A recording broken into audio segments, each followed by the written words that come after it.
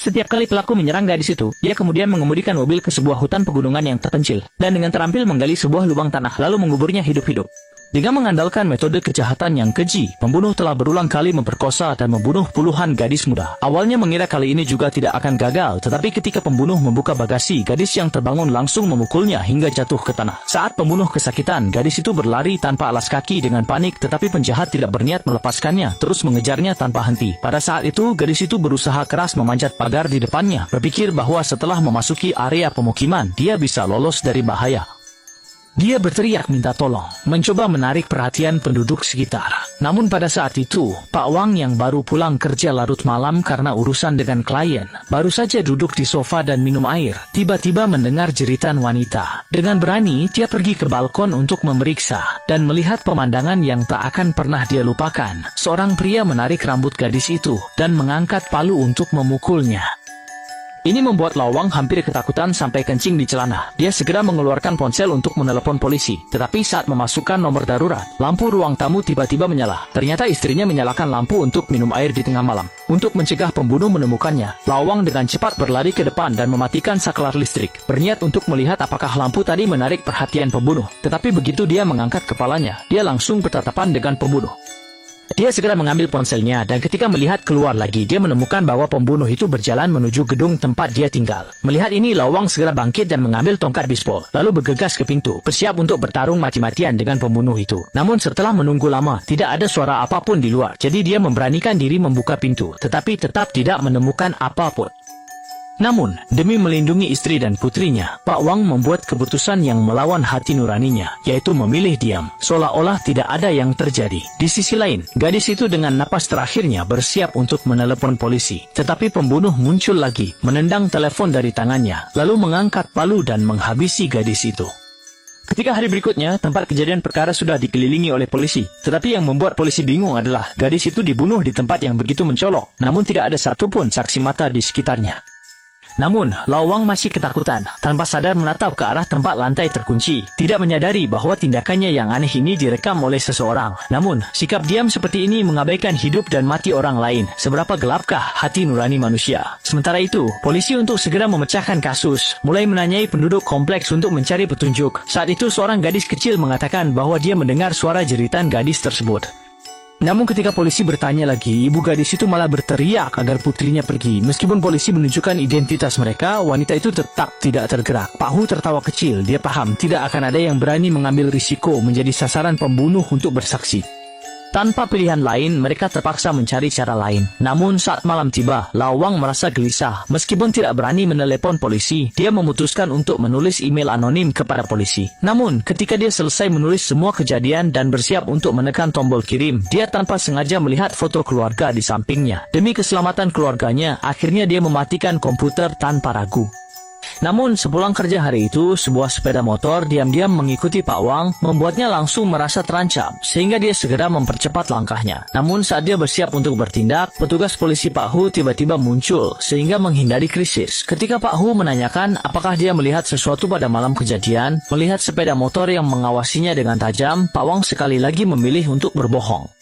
Keesokan harinya berita melaporkan pembunuhnya, dan pembunuh itu adalah mantan pacar korban, yang dalam proses pengejaran menelan sianida untuk bunuh diri. Tanpa disadari pria itu bukan bunuh diri, melainkan dibunuh oleh pembunuh bayaran. Setelah mendengar berita terpecahkannya kasus tersebut, Pak Wang segera membuka komputer untuk memeriksa. Tetapi setelah beberapa kali membandingkan, dia menemukan pria di foto itu bukanlah pembunuh malam itu. Tapi tepat pada saat itu, bel pintu di luar tiba-tiba berbunyi. Seorang pria pulang ke rumah tengah malam, tetapi mendengar suara minta tolong dari seorang gadis. Dia dengan hati-hati pergi ke balkon untuk memeriksa, namun menyaksikan adegan pembunuhan. Saat dia hendak menelepon polisi, istrinya tiba-tiba menyalakan lampu, dan cahaya yang menyala langsung menarik perhatian pembunuh. Sebelum pergi, pembunuh itu dengan sengaja mencatat lantai tempat cahaya itu berasal. Dia khawatir akan pembalasan dari pembunuh, tetapi tetap tidak berani melapor ke polisi. Hari itu berita melaporkan bahwa pembunuh sudah bunuh diri karena takut dihukum, tetapi dia dengan tajam menyadari bahwa pria yang mati di foto itu bukanlah pembunuh sebenarnya. Saat dia panik, bel pintu di luar tiba-tiba berbunyi. Dia pergi ke pintu dan melihat, ternyata itu adalah tetangga wanita dari lantai bawah. Pak Wang membuka pintu, mengundangnya masuk ke dalam ruangan. Saat itu wanita tersebut langsung menunjukkan foto yang diumumkan polisi. Orang ini bukan dia, bos. Bos. Saya pernah melihatnya. Dia masih berkeliaran di kompleks ini. Anda juga tahu itu. Bos, mari kita pergi bersama. Polisi datang. Ternyata pada malam kejadian, dia dan Lao Wang naik lift pulang dan juga melihat pelaku. Wanita itu semakin bersemangat berbicara, langsung menarik Lao Wang untuk pergi ke kantor polisi melapor. Tetapi demi keselamatan keluarganya, Lao Wang terus berpura-pura tidak melihat apa-apa. Tanpa berkata apa-apa langsung mendorong wanita itu keluar. Namun ketika wanita itu dengan putus asa masuk ke lift, seorang pria asing langsung masuk ke lift dan wanita itu langsung melihat bahwa orang ini adalah pelaku sebenarnya. Dia ketakutan sampai tidak berani bernapas keras, hanya bisa diam-diam berpura-pura tenang. Setelah lift mencapai lantai yang dituju dan memastikan orang itu tidak mengikutinya, wanita itu langsung menghela napas lega. Namun saat dia membuka pintu rumah, detik berikutnya, saat itu Pak Wang tiba-tiba mendengar dering ponsel. Dia berjalan ke pintu dan melihat ternyata ponsel tetangga perempuan tertinggal di depan pintu rumahnya. Maka dia turun ke bawah untuk mengembalikan ponsel wanita itu. Dan saat melihat pintu tidak tertutup, dia hendak mengetuk pintu. Namun mendengar suara aneh dari dalam. Pak Wang mengintip melalui celah pintu dan ternyata tetangga perempuan sudah dibunuh oleh pelaku. Saat masih dalam ketakutan, ponsel wanita itu kembali berdering. Suara deringnya langsung menarik perhatian si pembunuh. Demi menyelamatkan diri, tanpa berpikir panjang, Lao Wang langsung kabur, berlari kecil ke lantai bawah, dan segera masuk ke pos keamanan. Ketika dia mengangkat telepon untuk melapor ke polisi, ayah dokter malah membuatnya terkejut. Pada saat ini, pembunuh juga mengejar. Dia khawatir akan keselamatan istri dan anak perempuannya. Tanpa ragu meletakkan telepon di tangannya. Pembunuh melihat ini, baru puas dan pergi. Pak Wang segera bergegas ke depan, berniat membawa istri dan anak perempuannya segera pergi. Saat itu Pak Hu datang lagi dan bertanya apakah dia pernah melihat orang di foto itu. Karena dia juga tidak percaya orang yang bunuh diri adalah pembunuhnya. Jadi dia ingin menyelidiki kasus ini lebih lanjut. Melihat pembunuh di depannya, Lao Wang hanya bisa sekali lagi berbohong dengan mengatakan tidak tahu. Akhirnya dia marah dan mengusir Lao Hu, sementara pembunuh itu merasa puas dan pergi. Malamnya, Lao Wang menemukan petunjuk. Melalui pengawasan dia menemukan sebuah kendaraan yang dicuri muncul di kompleks saat kejadian. Jadi mereka melacak dan menemukan mobil tersebut. Tetapi mobil itu sudah sepenuhnya terbakar. Awalnya mengira tidak akan ada petunjuk. Saat itu asisten tiba-tiba menemukan sebuah template navigasi. Berdasarkan informasi rute terbanyak di atasnya, mereka segera mengunci satu rumah warga. Sambil mengawasi target, mereka menemukan pemilik rumah. Saat pulang ke rumah ternyata mengamati sekeliling. Meskipun pria itu dicurigai, polisi tidak memiliki petunjuk apapun. Keesokan harinya, Lao Hu kembali menemui Lao Wang. Dia tahu Lao Wang adalah saksi mata dan memintanya untuk tampil mengidentifikasi pembunuhnya.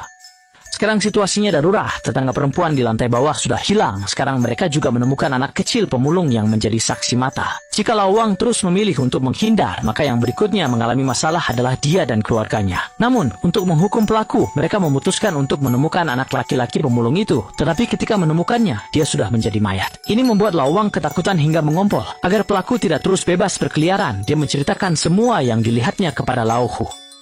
Polisi mendapat kabar dan segera bergerak.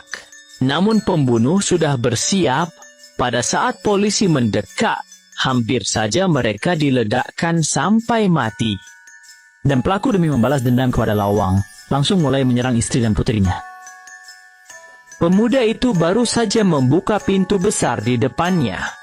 Seorang pria berbaju hitam langsung menerjang dan memukulnya hingga tewas. Wanita di dalam rumah ketakutan dan segera bersembunyi di kamar tidur, lalu menyuruh putrinya bersembunyi di dalam lemari dan jangan bersuara. Di sisi lain, setelah mengetahui bahwa kepala polisi gagal menangkap pelaku, Lao Wang menyadari bahwa istri dan putrinya akan dalam bahaya, lalu segera berlari keluar, naik taksi menuju rumah, tetapi dalam perjalanan terjadi kecelakaan mobil. Untungnya, Lao Wang tidak mengalami cedera serius, hanya sedikit luka di kepala. Saat ini dengan kekuatan wanita itu sendiri, sama sekali tidak mungkin menahan serangan pembunuh. Segera pembunuh itu langsung mendobrak pintu dan masuk. Wanita itu mengambil setrika listrik dan melawan pembunuh tersebut.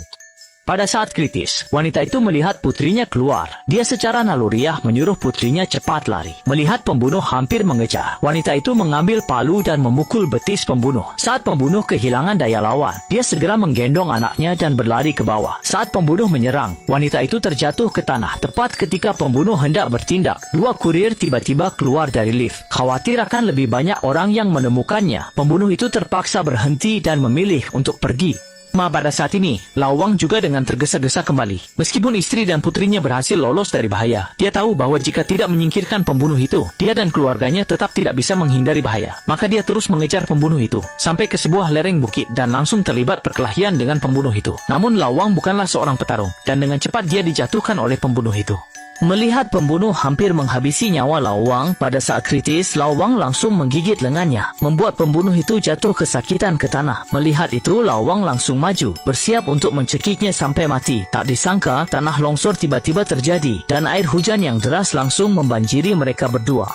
Setelah keadaan tenang kembali, Lawang berhasil selamat. Ketika dia merangkak keluar dari tanah, dia menemukan bahwa si pembunuh telah tertusuk sebatang kayu di perutnya dan sudah sekarat. Namun Lawang tidak memilih untuk bertindak, lalu berbalik pergi, membiarkan si pembunuh di sana untuk menghadapi nasibnya sendiri.